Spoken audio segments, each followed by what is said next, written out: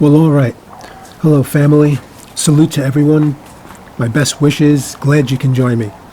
All right. So we're going to do a warm-up. The excuse me, second phase of a warm-up. So whatever makes you comfortable in your beginning stretches and things like that. Excuse me. So whatever makes you comfortable in your beginning stretches and all that stuff like that. Usually I like you to do that ahead of time. We'll do a video on all of the beginning stretches and a basic routine. But then this is like the first wave, which is good. So if I had to just choose a word or whatever, it's shadow boxing. It's your version. It's our version of shadow boxing. So meaning that it doesn't have to only be punching and stuff. It could be some kicks, knees, moving around, whatever you want. But it's sort of it's sort of a nice little phase, intimate phase of working your flow and your rhythm and having some idea, calibrating your vision and stuff.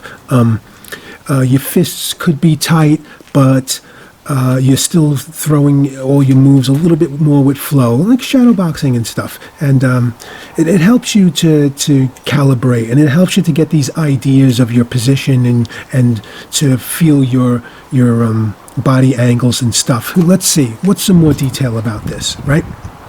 Okay, so when we're doing like really hard drills or we're really focusing on the combos or whatever, our attention span is over there as well. So we're not going to be, there are some details that we're not going to pay attention to, or we might not pick up all the time or focus on or reflect on and stuff. And there are other details and stuff that we do. So doing a type of very light flow, a shadow boxing type of thing, allows us the flexibility and the opportunity to feel some of those and target some of those other stuff that happens that we may not target when we're going much harder and faster and suffering through a really good workout and stuff. So we do this type of beginning warm-up of shadow boxing and shadow moving and shadow fighting and stuff, feeling our rhythms and flows, playing with things and stuff, and in your positions, maybe keeping an open mind, knowing, okay, I'm about to do like a common combination that I do, but I'm going to pay attention to see what my feet are doing. Okay, what are my hands doing? Where's my head doing it? So we're kind of seeing if we're making bad mistakes. It's a chance to feel the bad mistakes as well and stuff. And so recording yourself or practicing in the mirror is also going to help sometimes when you're trying to target some stuff, but it's not the end all. Don't worry, because you're going to see a few red flags, you're going to see a few problems and things that you don't feel good about beforehand that are going to possibly tell you, well, maybe I should be looking some extra to find out what's going on and what's wrong and stuff. You could always just leave me a comment and discuss some things, and chances are I'm going to be able to target it and or understand what's going on and stuff. But so you're going to feel something, or you're going to be leaning over on something or losing your balance or whatever, and you're doing through this shadow boxing type of motion and you're trying to target it, and and you're not, or whatnot, or just not so easy, or it keeps reoccurring. So there's a good example of when you say, okay, well, I might need to really like go in front of a mirror and try to see if I can recreate that, or do a little recording and see if I can spot something of what I'm doing wrong and stuff. And then you might find, like, all of a sudden you'll see that on a rotation of your foot, you tend to be turning the foot over a little bit. So let's say you're making more contact with the side of your foot is making a little bit more contact with the ground. You might slowly develop the habit of doing a pivot or rotating on a foot through the heel when you should be better on the balls of your foot, and vice versa. Of course. So, but by going slow and by having this little beginning session or whatever and stuff, you could also feel these things, and then you put two and two together. When you do recognize or identify a mistake you're doing, you'll also remember how that felt. So it's not just about feeling it, and it's not just about visual, it's about a combination of those things, right?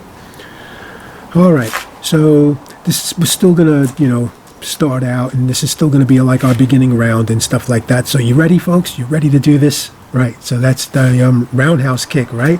We're keeping it, I'm throwing some instant ones and some rear ones, right?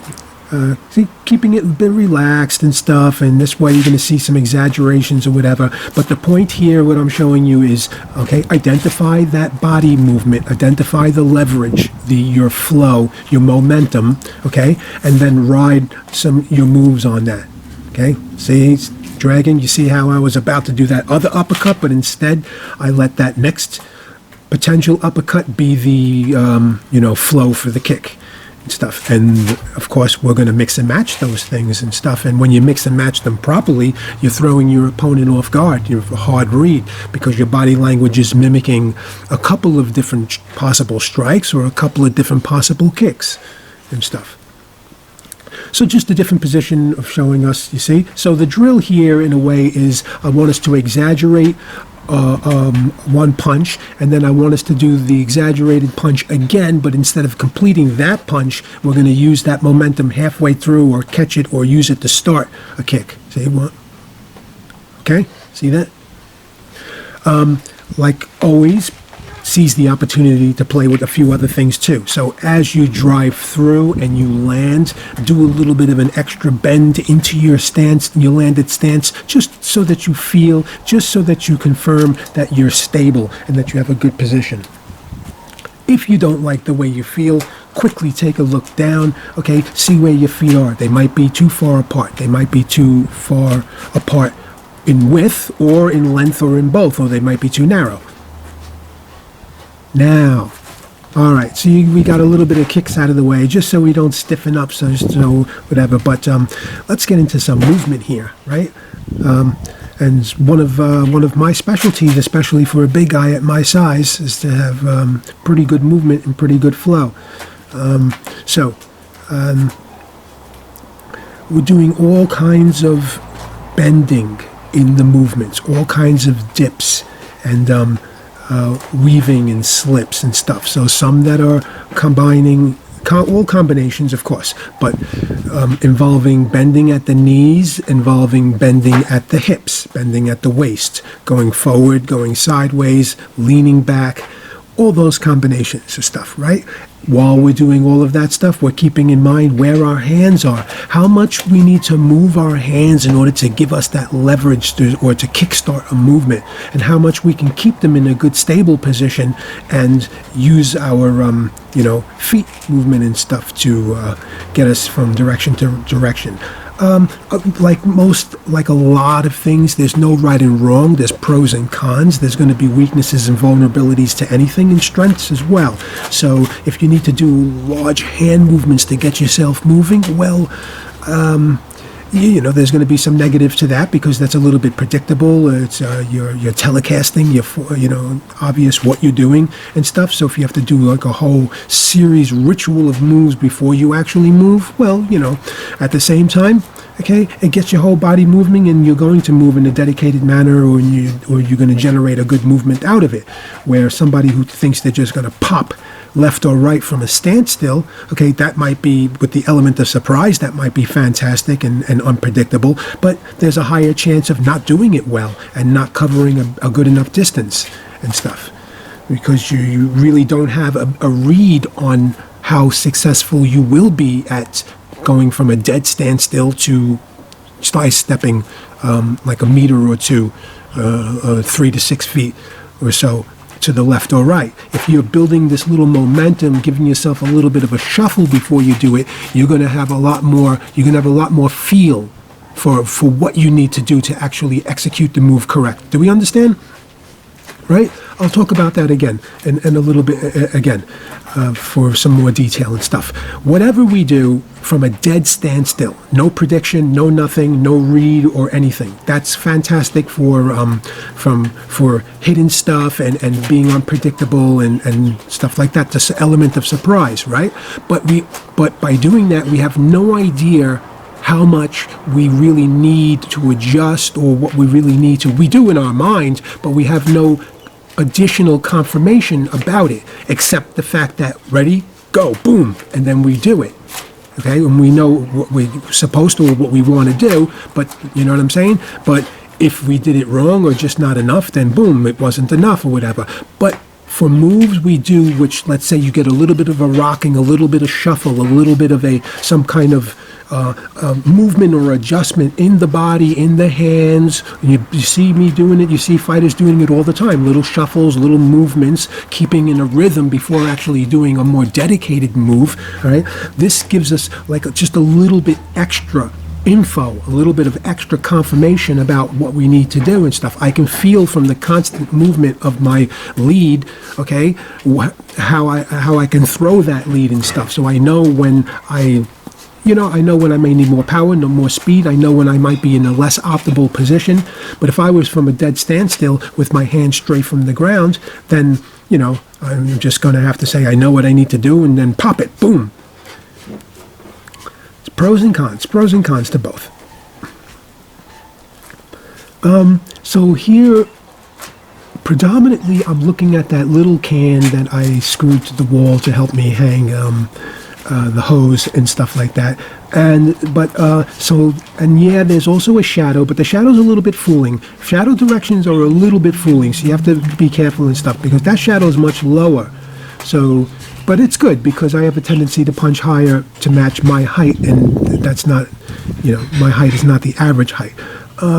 But the can also acts as a marker, so I can dip above and below it and stuff. So things like that are always pretty cool if you can just go see them or whatever's around and play around with that a little bit as you go.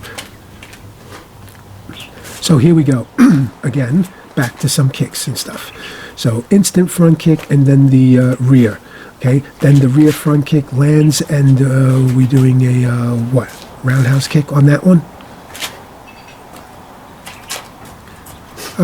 We just might be warming up and loosening up and just playing with some stuff. So here I'm playing with the crescent kick, and you notice how when that crescent kick comes all the way back, it's sort of opening up my lead side for a nice instant and stuff. At this moment, you don't have to be exactly copying me. So remember, this first round is still predominantly like our shadow boxing, still playing it with it. I'm hardly going full force here at all and stuff. So you're listening and we're watching and you're getting some ideas, and you're doing your kicks too. If you have only one kick so far that you like throwing, well then just do those, even when I'm doing a whole bunch of other stuff.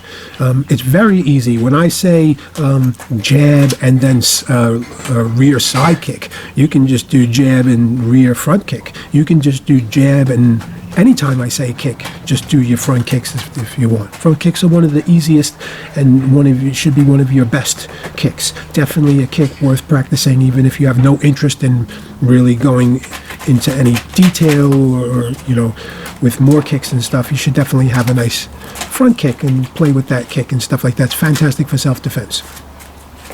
So I'm keeping in a guarded stance, I'm keeping in a guarded position here and stuff, but I'm playing with my stance switching, my positions of the footwork and stuff like that. One key point there is when we change stance and change positions, I don't want you to rise up. I don't want you to significantly rise up when you have to do any type of changing and stuff. Keep low. Practice with those and stuff. Keeping low is going to require a little bit more balance from you, and it's going to require some good core stuff. So you just do all of these things with me, generally speaking, and you're going to be working your core. Okay, and that's a fantastic way to do it if you're not into just doing hardcore reps. And a lot of these sit-ups and things like that can definitely be stressful and strenuous on your body. And I'm not one to judge. I totally know a lot of people who don't have the option to do a lot of the classic exercises and stuff. They're very harsh on the body. I know, those who had surgery or injuries and stuff like that and are vulnerable. Totally understandable. So sometimes just doing a flow and stuff, and even when you're going a little bit slow, going slow is fine. Going extremely slow is incredibly difficult, actually, and stuff. The fast is a little bit easier sometimes and stuff, where it takes less balance and things or you can compensate for that needs for the core to be activated and stabilize you through a very slow movement. If I can just blitz through a movement from behind me to sending my leg forward, I just ride the momentum of it in a way. So you're working different things. So going slow and going very slow is, can be beneficial. Not too hard to see what I'm doing here, okay? And so we're playing with leverages and stuff, and we're breaking the mold, okay? The mold is easy to have whatever striking you're going to do, to have that other hand in a nice, classic position to strike as well. But if you were to take that hand and put it on the top of your head, okay, if you were to take that hand and put it on your stomach, like you're rubbing your stomach, and just hold it there and then do some of your moves, you'll find how weird the body is not used to that. It's like all of a sudden, it doesn't feel comfortable with that type of balance. So it wants that hand somewhere else. So naturally, don't put that hand somewhere else. Practice that uncomfortable. Break that mold and stuff. Defense. You're going to find that where your elbows are and your forearms are, they're very good for that side defense, shot coming from the side, okay? But one of the harder defensive positions to cover, okay, is that straight, is shots that are going to go straight through your middle, straight to your gut. Those are a little harder and stuff, just because naturally your hands aren't over there, okay? Your hands are to your side. They're easier to guard your ribs and stuff.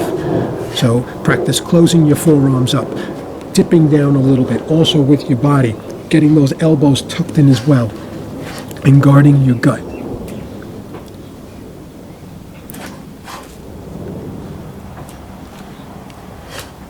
Having fun, just combining some things and stuff, and like I said, sit in that stance for a moment after you're done, bob in that stance, tap your legs like I did, and just feel how solid they are. And also, make them a little bit more solid. Adjust before you give up that final resting position after your move when you landed, okay? Adjust it until you're in something super solid, okay? Adjust it till you're in something very fluid.